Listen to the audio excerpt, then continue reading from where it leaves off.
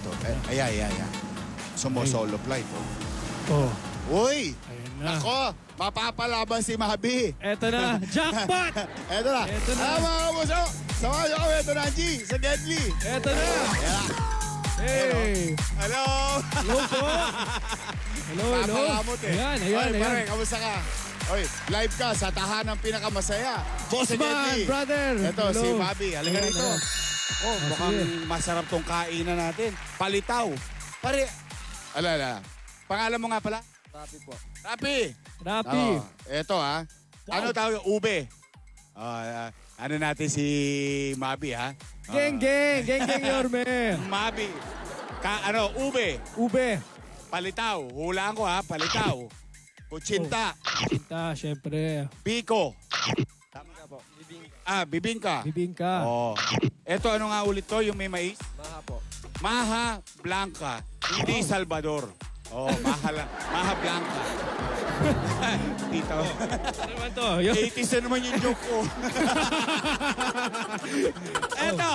Kasaba cake po. Kasaba cake. Eto. Yun po. Bakit magkaiba kulay? Orig po yun. Ito po, ube flavor po. Ube flavor. flavor. Eto. Alam ko ito puro keso. Baba ka konti. Nangangawit ang kamay ko. Eto naman. Nilupak po. Uy, nilupak. Bakit nakabuo na? Yun po kasi namin sa na-order po namin sa kinukuha namin. Kasi nilupak nung araw, alam mo, Mabi, alas 3 ng hapon, may nag-iikot, nakabisikleta. Dalawa tinda nun. Isa nilupak, isa naman yung mais. Nagpapatenteng yun. Ay, nilupak kayo dyan. Tapos tatakalan ka. 5 piso nung araw. Ito namang isang to. Tikoy po. Tikoy. Tikoy.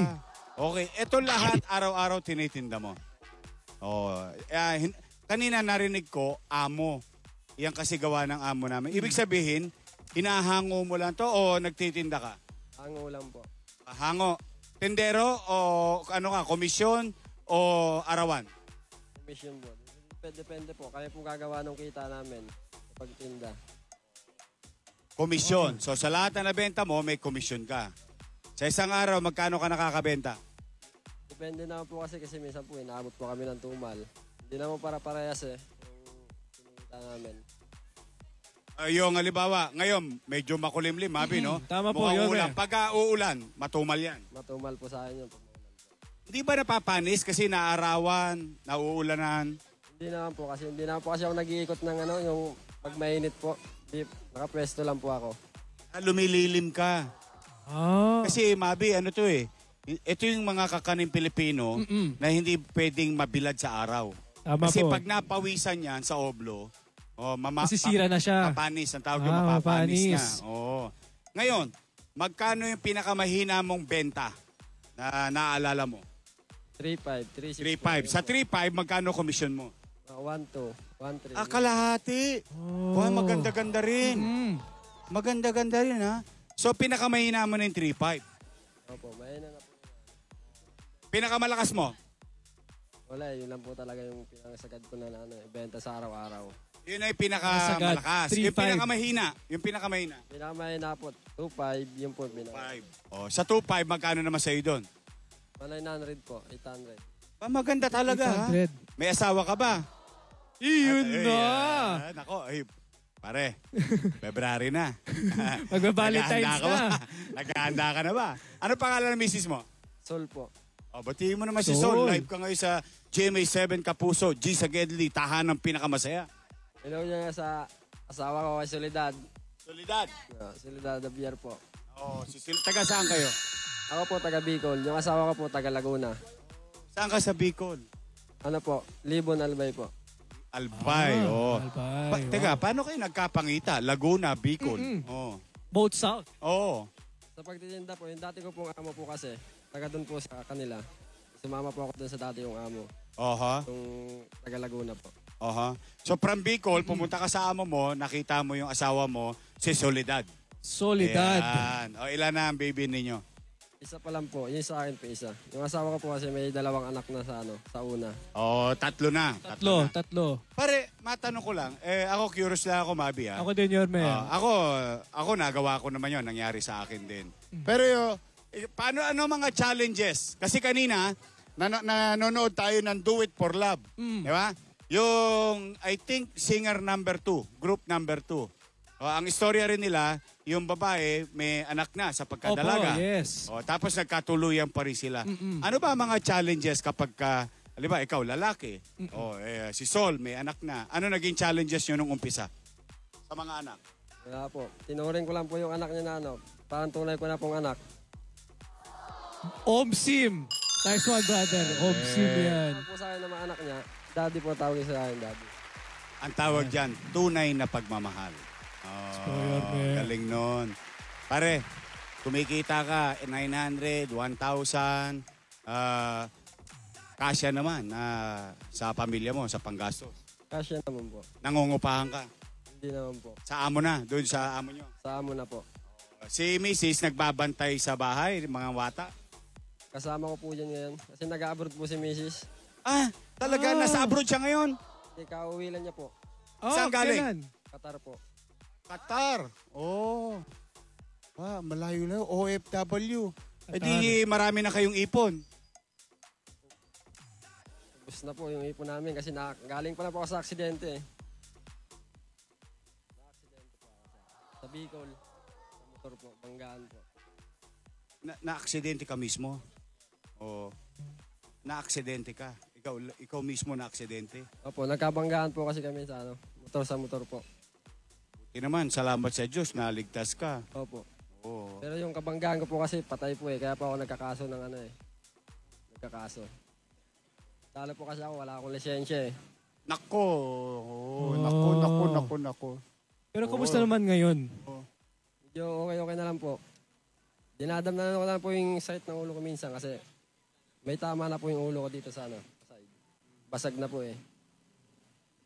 Pero ligtas ka na sa panganib. Opo. Ngayon. Ligtas na po.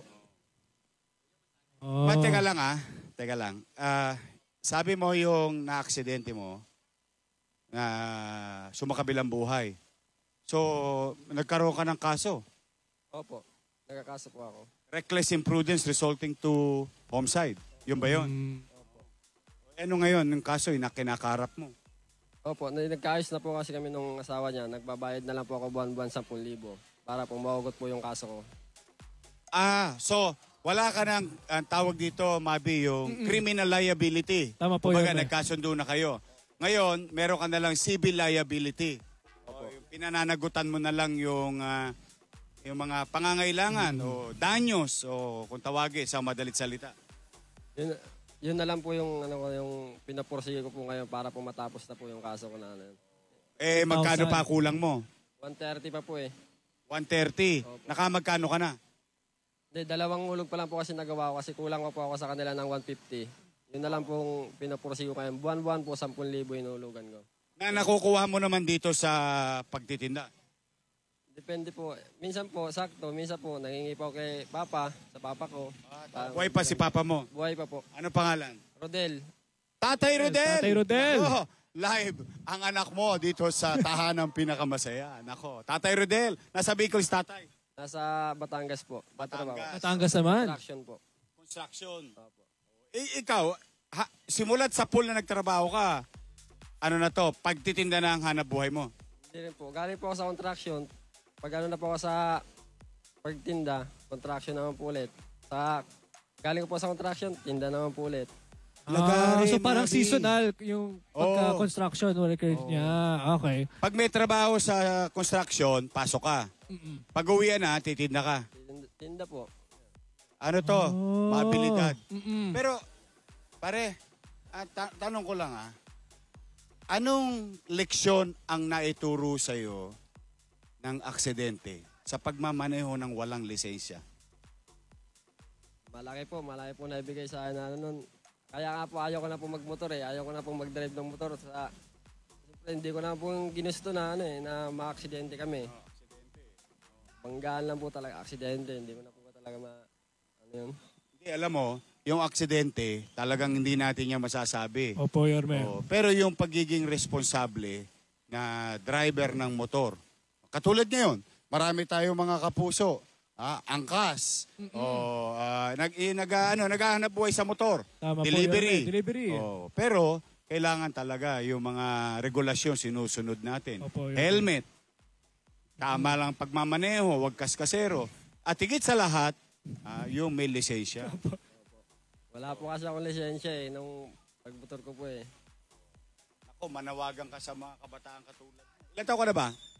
24 po. O 24. 24. Ano pwede mo maipayo sa ating mga televiewers na katulad yung nangyari sa'yo. Laking indulto yun. At salamat sa Diyos. Buhay ka pa, nalulungkot yes. tayo, Mabi, doon sa biktima ng aksidente. Pero life must go on. Buti naman, responsable kang tao.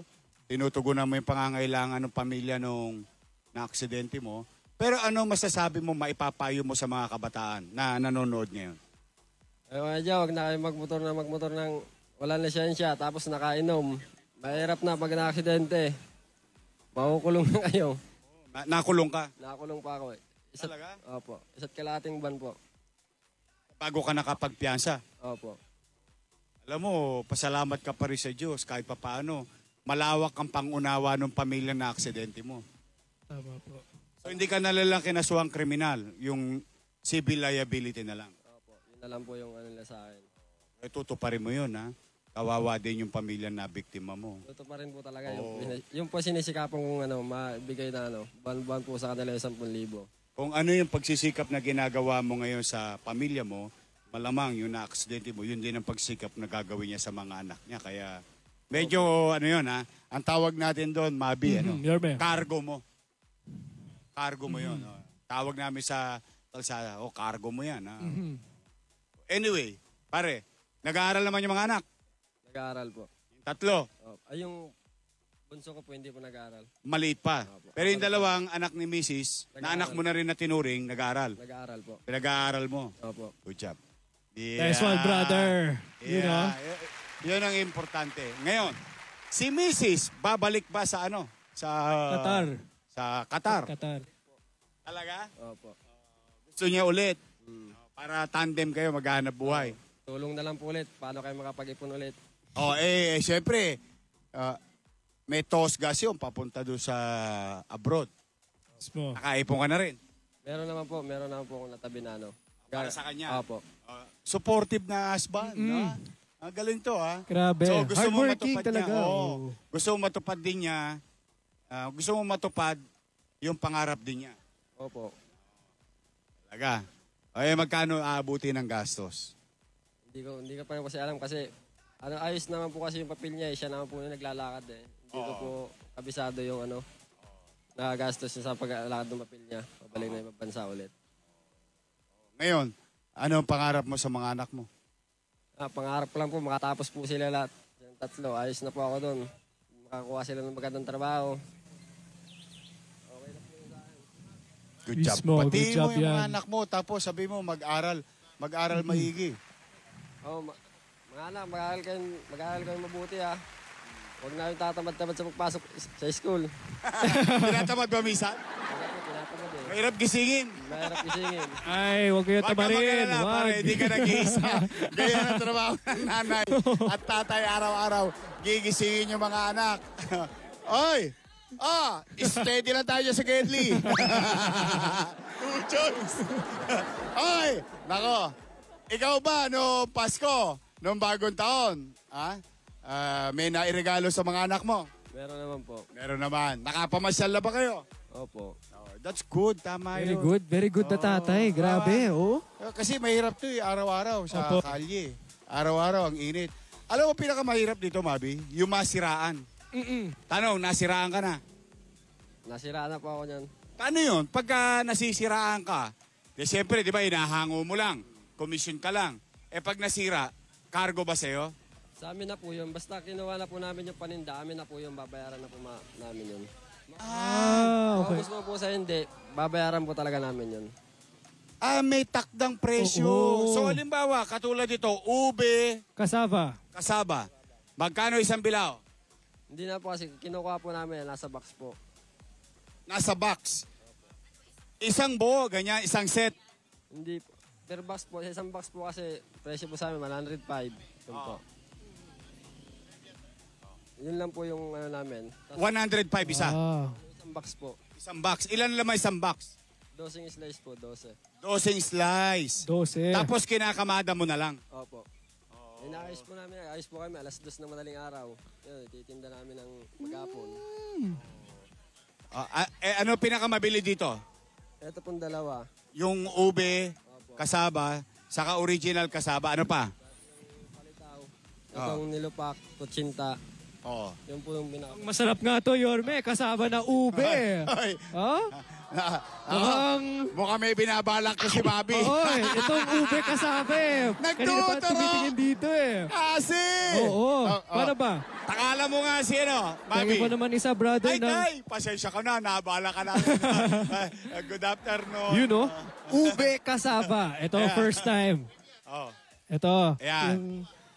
Ito na yan. Ito na. Oh. Ayan na, magkakaalaman na. Kasaba. Kung mabili ba talaga. Ube. Kung Ito na. masarap. Ito na. Ba? Kasi, oh. Ang galing naman ni Mabi. Ano? Kamusta lasa? Uwi ko na to lahat. Uwi ko na. Kaya ba mag-story? Sa aking Carmina. Solid. Talaga? Oh, masarap daw. Oh, ngayon, matanong lang kita, ha? Sabi mo kanina, alas 2 ka pa ng madaling araw lumabas. Alas 2 pasado na. ay naayos po namin, lumalabas po kami alas 7, alas 6. Pag-aayos po ng paninda. 12 oras. Nakaka-12 oras ka na. Minsan, aabutin ka pa ba ng gabi? Depende po sa ano, sa bentahan po ng ano, kung kakanin. May mga pinupuntahan lang po kasi yung oras lang, alas 3, alas 10, alas 11. Yun lang po yung minahabol kasi, mga break time, mga company. Yun lang po. Okay. Ako, sige, ganito ha. Ang sarap. Huling tanong. Magkano lahat tong natira? Mga sa ano pa yan, mga 1.5, ganyan. 1.5 pa to. Nay, I Ayun na. love you. Gusto mo ng ano? Gusto mo ng kasama? Talaga? Promise? Pwede ba takalan mo nanay ko? Oh, Ayan. Oh. Ayan. Kasaba. Oh. Yun. Ay, salamat sa Diyos. Salamat. Ay, ikaw yung dati napili namin. Uy, yung galing naman, oh. You know? Wow. Wow. Kasama ko pa dyan si Prinsipe Sedi. Prinsipe Sedi. Nahari na ngayon. Oh. Kaya wala na si Yes. Prinsipe Sedi. Wow. Ayan. You know? Alam mo, Yorme, may fact ako, Yorme. May ano, Saglitan na yan. Kausapin ko na si Kuya. yung kakanin, Yorme. Kakanin. Alam mo ba, nanggaling sa kanin at kain, yung kakanin. Ha? Trivia lang. Teka. Galing ang kakanin Sa kain at kanin. sa kanin. Yes. Hindi. Ang tawag dito kakanin eh. Oh. Paano yun? Paano nangyari yun? Tanungin natin si Lord. Joke lang. Hindi, pero alam mo, ako may alam ako. Ano yan, Yorme? Baka lang, pero maaaring mali ako. Paano natawag itong kakanin? Oh, paano? Paano, Yorme? Kasi pag umu-order, ano nga ito? Kanin, galing sa kanin. Sabi, medyo nag-i-stutter yung yung umu-order. Kanin. Yun mismo. Sige, pabaduyan tayo ng joke. Pahirit na kayo. Goya, gusto mo na kakanin? Kakanin. Dahil yung gusto ni Goya na kanin eh. Pasayain na natin. Yes, ito. Pare, basta ako ha. Ingat ka lang. I hope you've learned your lesson well. Napakamahal na leksyon sa buhay. Pero at least sana natuto na tayo ron next time ha. Pero mauna na eh. Mauna na eh. Pasayain natin to. Kanang ginawa. Special lang araw na to dahil kasama ko si Mabi. Uwi na. Pwede ba makisuyo? Sabi ni Mabi kanina, iuwi na lang daw niya lahat to. Oo. Ipamimigay niya na dito sa ating mga kapuso sa Gedli. Mga Pasigenyo! Sa harapan, ha? Yes. At si tatay ko, bigyan mo si tatay, ha? Saka si kuya, ha? Takala mo rin, ha? Oo, kasi na-istorbo natin yung paninda niya. Oh. Okay, mauna na eh. Mauna na eh. Butang eh. Oh, Butang eh, 30,000 pesos. 30,000 pesos! Woohoo! Ayan. Okay, lagyan natin dito.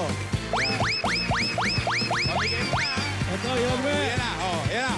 1, 2, 3, 4, 5, 6, 7, 8, 9, 10, 11, 12, 13, 14, 15. 15, nako.